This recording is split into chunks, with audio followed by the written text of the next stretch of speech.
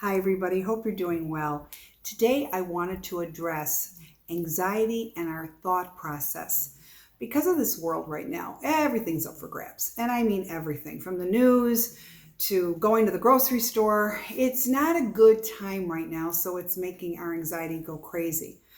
But I have to address the power of your thoughts. Now you're going to say, well, how's that going to help me pay the grocery bill? Well, it kind of does in a way. Spiritually, what you think will actually, I don't want to keep using the word manifest, it's too generic for me, but your thoughts become real. I'm just going to say that to you. And I know because I've done it myself hundreds of times. So we can choose, and we have the power to edit our minds by what we choose to focus on. And I'm not kidding. There's a solution for everything. If you're not making enough money, get a side job. It's just that simple. I know a lot of people are picking and choosing what they want, but these are not the times to do this now. I'm an old-fashioned girl. You do what you need to do to stay afloat. Because remember, everything is temporary. You may not like the job that you're in, but guess what? It's paying the bills. Temporary. When things get better, you start looking for what you really want to do. But you've got to be honest with yourself. I understand quality of living, but you also have to understand what is out there and what today's world is.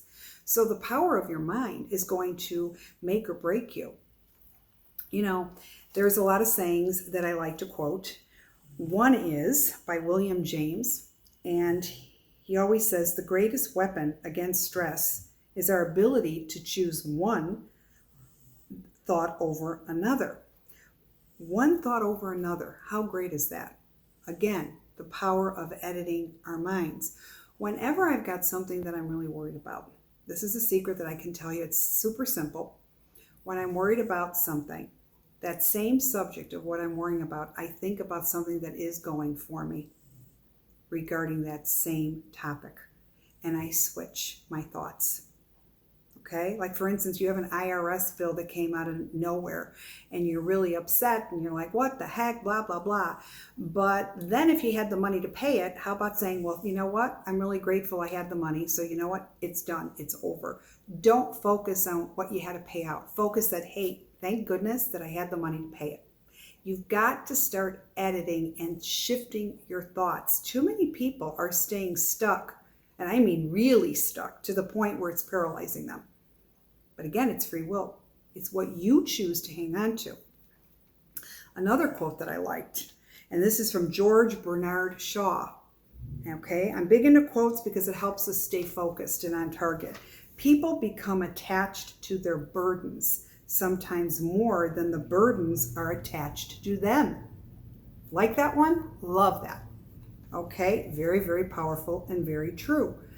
I never want to attach myself to a burden. I want to attach myself to the solution.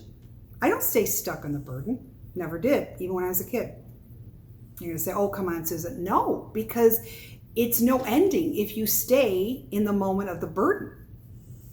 You can look at it, analyze it, and come with a solution. This is very, very important. But so many people, they want to stay stuck and complain about it. Don't complain.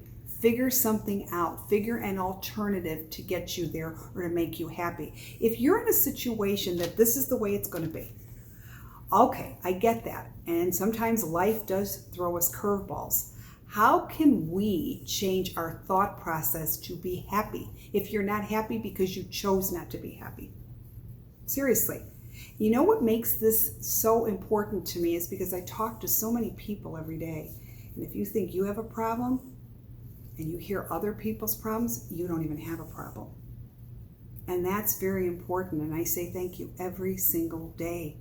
Every day. Even if I had a sad day, I still say thank you. It's important because it keeps me going and it keeps my morale going. Okay, people say to me all the time, often, I don't know how you do this, Susan, 24 hours a day hearing sad stories. I don't know either. I think God gives me an extra helping of strength, but you know what? It's the way that I look at everything. And I love talking to my clients. I do. And you know what makes me even happier is that they feel better. They have more direction. They have more clarity. And that helps them become better people. finding the solutions as to the whys. This is why sessions are so important. More now, I'm having sessions because so many people don't know what's coming, or they need to prepare, or how can I get this job, or how can I have this, or what do you see for my children? How can I be more happy, or how can I help my children? This is very, very important. So sessions are becoming even more and more important with this day and age. The next and last quote that I'm going to read you is by Kyle Gibran. It's called, "Our anxiety does not come from thinking about the future, but from wanting to control it." Wow, that really is probably my favorite quote. So many times everybody wants to control what they need to control. And let's face it, if you're doing the best that you can, that's it. Give it up to universe. You cannot control every little thing in every aspect of your life. You can't micromanage, because micromanage is not going to make you happy. It's going to make you crazy, and it's going to make you sad, and it's going to make you disheartened, and it's going to get your anxiety an all-time high. Certain things we can control and certain things we can't. You know, many times people say, "Susan, doesn't this get to you? I mean, if you can't fix something," well, I say maybe it wasn't for me to fix. Maybe those people weren't the people for me to help. That doesn't mean I failed. Universe reroutes us from different situations and puts us where we need to go.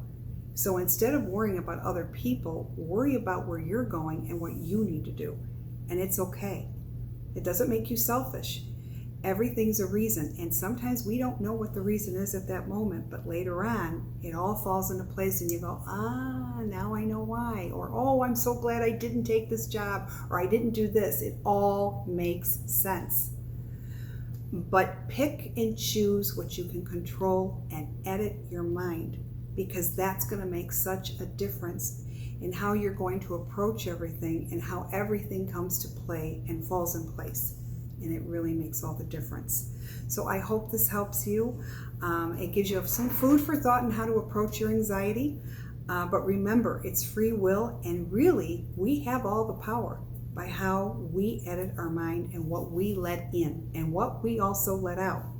So subscribe to YouTube, Facebook, Instagram, more to come. Have a great week. Take care. Bye-bye.